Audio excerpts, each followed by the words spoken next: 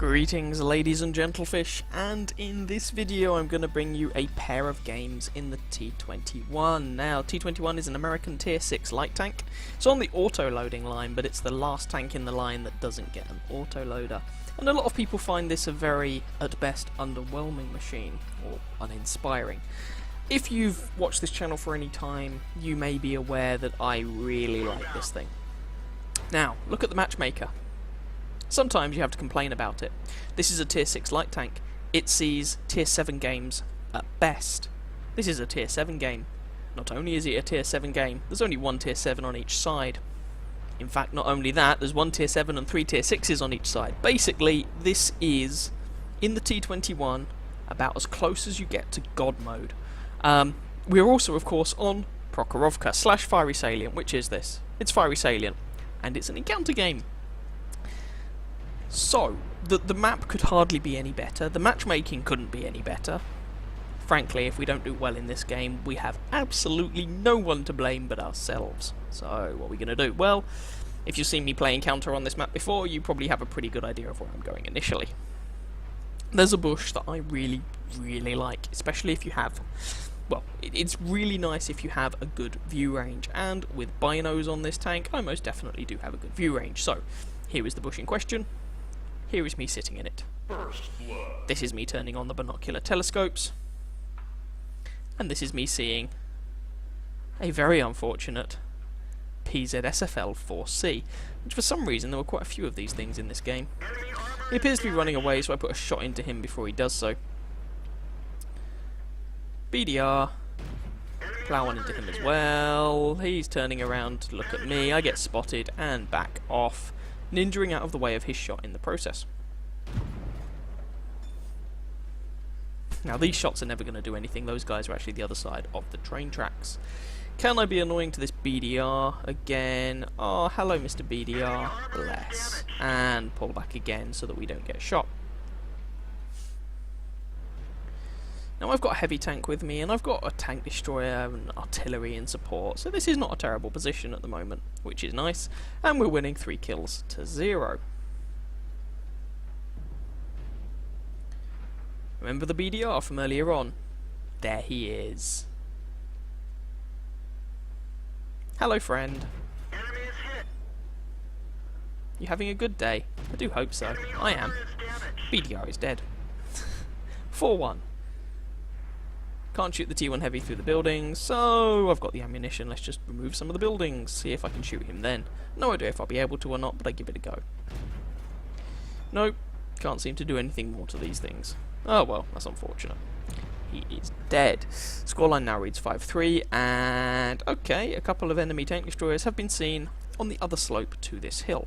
Alright, fine. That's okay.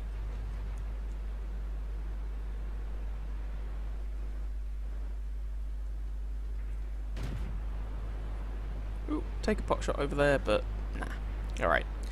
What we got? There's me and a VK3001H over here, PZSFL in the background, and we're capping.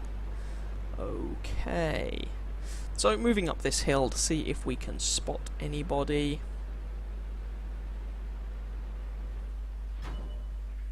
PZSFL and an M6.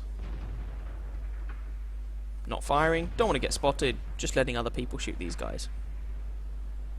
And there's a Stug. Still not firing. If he comes within 50 meters, it's auto-spotting distance, so I put a shot into him, back off, put another one into him to kill him. 50 meters distance, doesn't matter what's in the way, you will get automatically proxy spotted. That's just how the game works. And put a shot into that M6. VK goes up as well, but he takes the M6's Fury and actually gets polished off by the enemy grill. Now, situation slightly changed. I no longer have a heavy tank helping me. We are no longer capping the enemy base, in fact the enemy are. We're still winning on kills, but this game is not looking quite so hot anymore.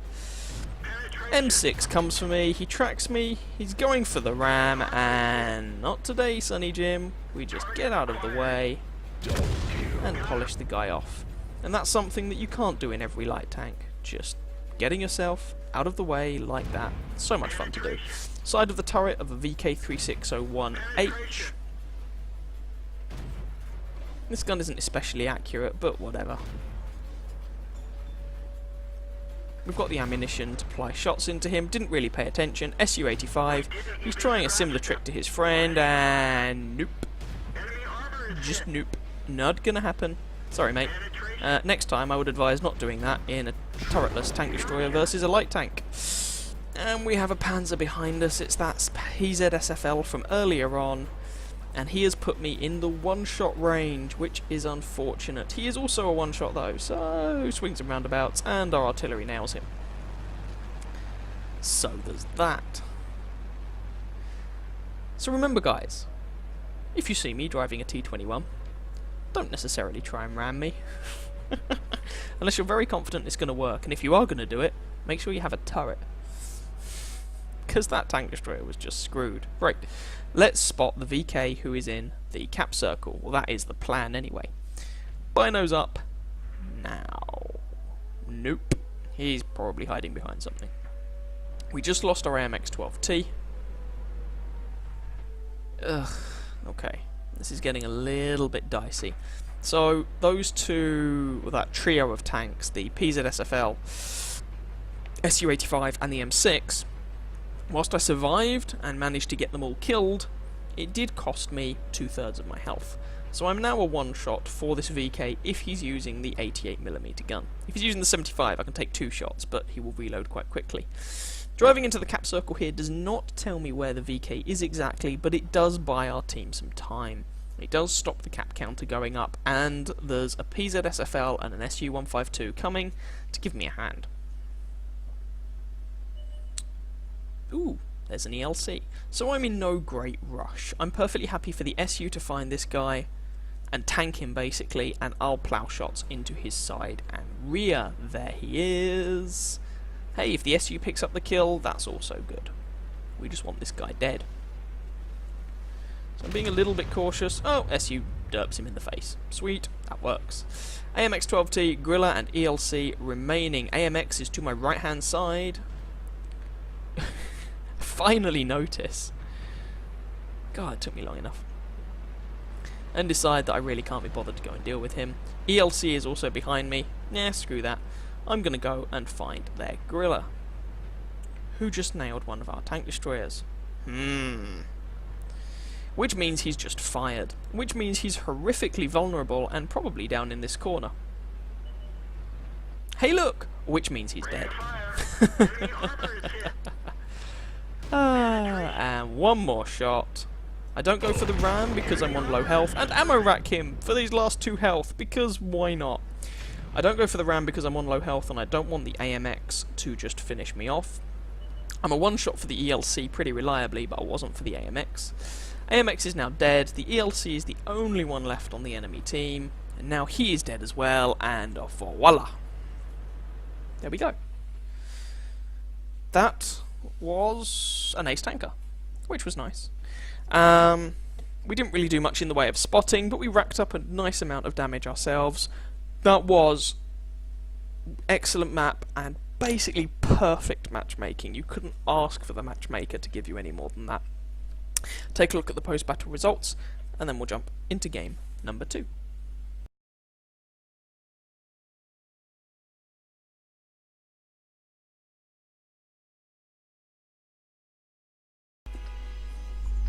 Here's game number 2. If memory serves, I played these 2 games consecutively. Now you can see here that the matchmaking is decidedly less friendly than it was in the previous game. It's still not completely terrible. The T21 can see tier 9 games. This is a tier 8 game, so it's not awful, but we're very much going to have to play more your traditional kind of light tank role here, if that makes sense. In the previous game we could afford to take a couple of hits here and there. This game, I mean, AMX 5100, IS-3, IS-6, Tiger 2, all of those guys can kill me in 2 shots. The Tiger Ps, 3 shots. SU-122-44, 2 shots. Bulldog has a horrible magazine, auto-loading thing. You know, the list goes on. So, most situations I can't take more than a hit. I'm going to go up into my favourite bush. This is, of course, Sacred Valley. It's an encounter game on Sacred Valley. I'm going up into this little bush and seeing what I can spot. You should have seen me. If you've seen some of my other videos recently, you've probably seen me use this bush before. So, just spotting people out. I'm not platooned up this time, so I don't have a friendly artillery to plough shots into these guys. It's always amusing when you can do that. But instead, I've got... well, basically, I'm just hoping that my team is going to put shots into them. This is one of the reasons why in many tanks I like running binos. They give you that... It means you can take a crew that's not amazing and still reach view range cap and eat into people's camo value when you get there, meaning that you just outspot so much stuff. Now, obviously, you have to stay still to use it. Using it without Sixth Sense is very risky, and it's not always optimal. Not in every situation can you make use of it. Sixth Sense goes off. I put a shot into the VK before running away. Might as well put that shot in.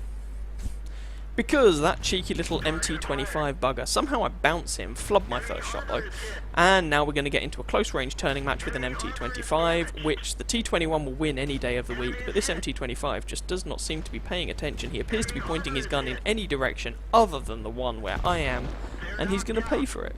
Bye. Now, that was a fight that I should have won anyway. The MT25 is fast, but the T21 is more nimble. And has, in my opinion, the better gun. But why he just didn't pay me attention at all, I do not know. Anyway, somehow I bounce a shot on my side there. Seem to get a little bit lucky in this game. I put a couple of shots into that bulldog, but I don't want him to just come up and clip me. And even if he's using the single shotgun, he can be a problem. He has higher alpha damage than me, and he did have more health than me. Now he's just got about the same amount of health than me, but he has other things to worry about. So let's see if I can add to his woes, bearing in mind if there's guys to my right and below me, they can shoot me, which could be a problem. So I'm going to chase this guy down, and good lad, sweet prince, finally take a shot in my side there. And so I just keep moving to try and not get shot again.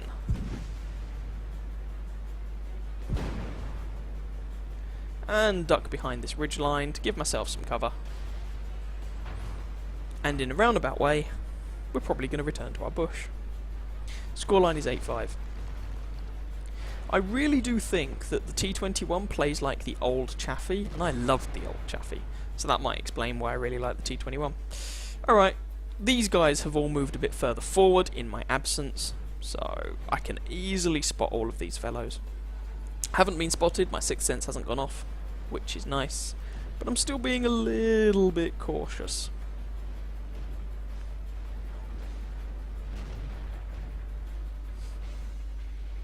And Tiger P, that shot tracks him, which is amusing. Or was it that shot that tracked him? Oh, and now I'm just putting some damage into him. So I believe I tracked him there and then he used his repair kit. Just giving it long enough so hopefully he's looking somewhere else now. Yep. Put a shot into him. Looks like that went through that shoulder plate. There are these kind of little shoulders on the Tiger P and the Ferdinand. They've got the same hull. That are basically side armour instead of front armour, as I've said before. So that makes them weak spots on the tank. Now, this gun is not the most accurate in the world, so the fact that I'm able to put damaging shots in here is... it's a little bit lucky, but I'm certainly not complaining. And we run away again as soon as it looks like he is looking at us. He's on 100 health, and he's dead. 11-8. There's only 4 of them left. We know where the 5100 is. We know roughly where the other Tiger P is. We know the Jackson was up there as well. That just leaves the artillery. So, we're going to move forward now. Don't quite manage to finish off the AMX, but there's the Jackson. Put a shot into him, dodge the next, and oh god, there's the Tiger P. Jackson gets taken out by our T37. Tiger P puts a big old shot into my face. I do not want to take another one of those. It stands a very reasonable chance of just killing me, and so I'm going to back off, put some cover between myself and him. But apparently I don't effectively put cover between us. don't put cover in as effectively as I had thought. He knocks out my ammo rack. I don't repair it because I'm worried about... Actually, I don't know why I don't repair it. I really should, and just go for him.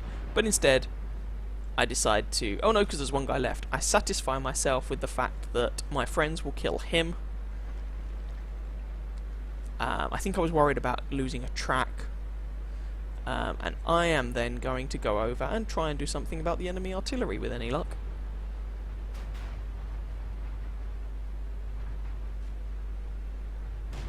Should probably repair my ammo rack at this point. Not sure why I haven't.